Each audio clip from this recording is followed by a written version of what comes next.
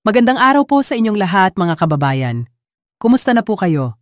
Ako po si Pangalan at may napakahalagang balita po ako para sa inyo ngayong araw na ito na tiyak na magpapasaya sa ating mga senior citizens at pensyonado.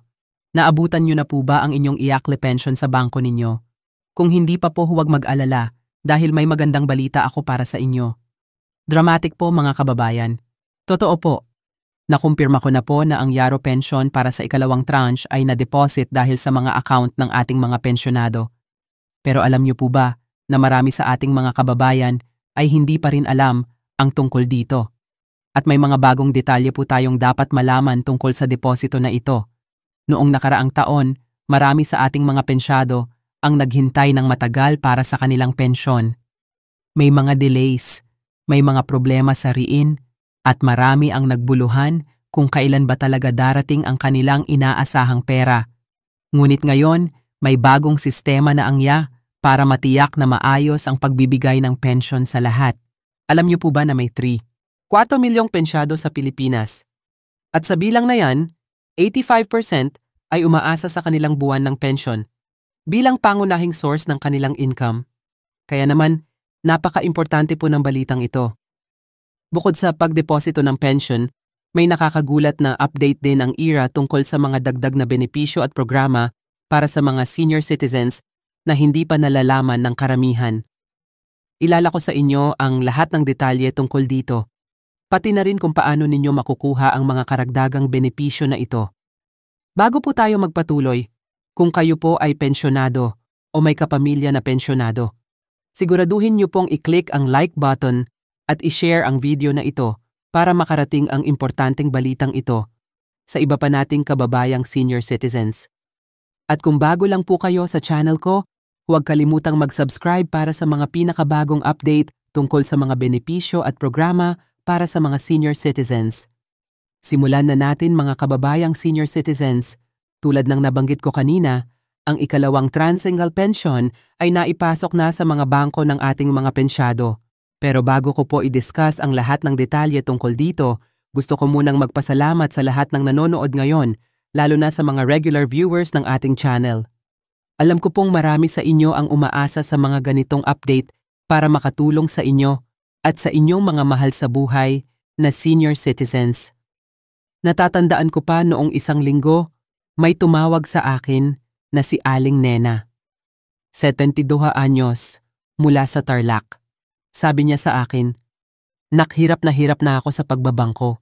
Lagi akong pumipila ng matagal para malaman kung dumating na ang pension ko. Kapag wala pa uuwi akong luhaan at magtitiis na naman hanggang sa susunod na araw." Nakakadurog ng puso ang mga ganitong kwento. Kaya naman ako'y natutuwa na mabibigyan ko kayo ng magandang balita ngayong araw. Angal mismo ang nagkumpirma sa akin na ang pensyon para sa buwan ng Abril ay naideposit na simula kahapon, Abril 14 na 2 at 25. Ang normal na schedule ng pagde-deposito ay tuwing ika-5 araw ng buwan. Pero dahil sa mga pagbabago sa sistema, mas maaga ang pag-release ngayong buwan. Ito ay bahagi ng programa ng Niaga na tinatawag na Early Pension Delivery System o na sinimulan nila noong Enero 2 at 25. Pero sandali lang, hindi lahat ay matatanggap ang kanilang pension kaagad.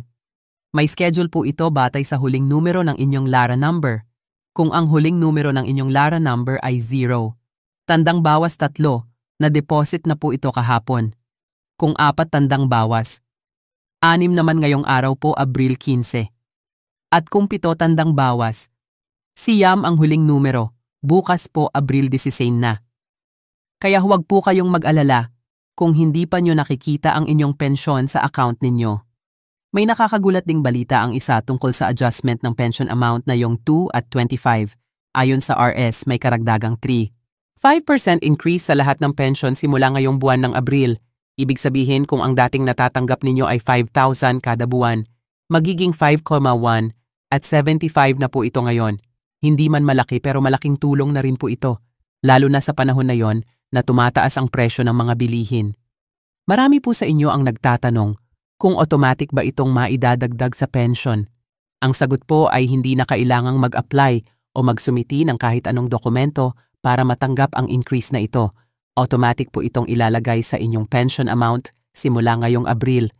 Pero may mas magandang balita pa ako para sa inyo.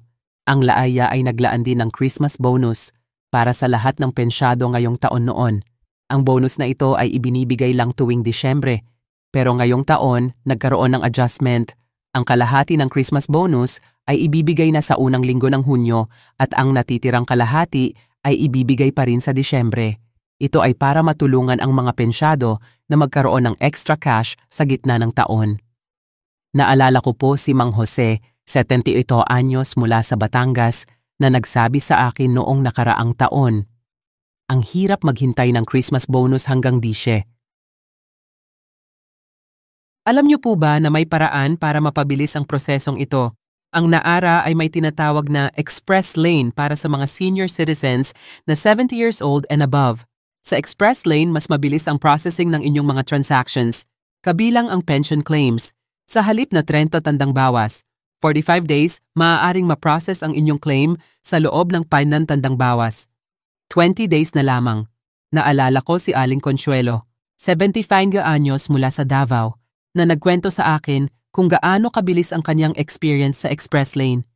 Akala ko, maghihintay ako ng matagal. Pero sa loob lang ng 2 linggo, na-approve na ang aking pension claim.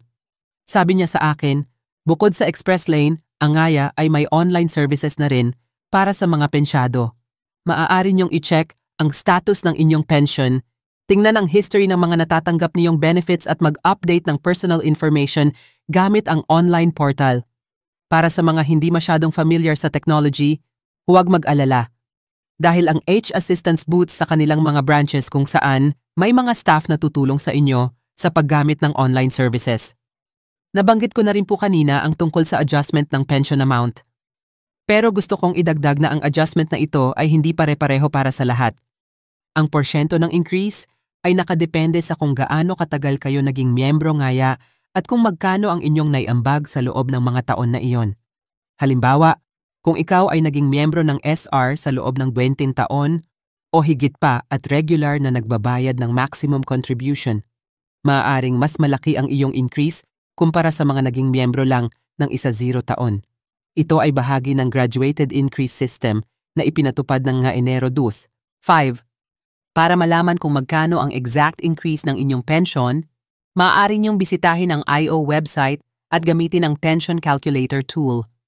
Kailangan lang ilagay ang inyong number at birthday at otomatikong magbibigay ito ng computation ng inyong bagong pension amount.